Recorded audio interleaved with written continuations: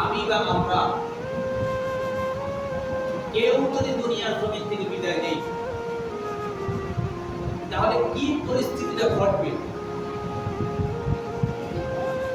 এই চিন্তাটা একটু আমার আপনার করা দরকার। এই হিসাব আর নিকাশটা একটু মিলানো দরকার। আমি দুনিয়াতে এসেছি, আমার বাবা কি দুনিয়াতে আছে? আছে, আলহামদুলিল্লাহ। আমার বাবা আছে, আমার দাদা কি আছে? না, নাই। তো আমি কি আমার বাবার মৃত্যু দেখেছি? না, দেখেছি। আমি কি আমার বাবার মৃত্যু দেখেছি? না, দেখিনি। এখন পর্যন্ত বাবা জীবিত আছে। তো আমার দাদা কি মৃত্যুবরণ করেছে? হ্যাঁ, করেছে।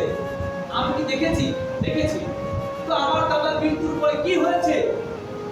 আমার দাদার মৃত্যুর পরে এইটা হয়েছে। 3 দিন পর্যন্ত একটু দুঃখ প্রকাশ করেছি।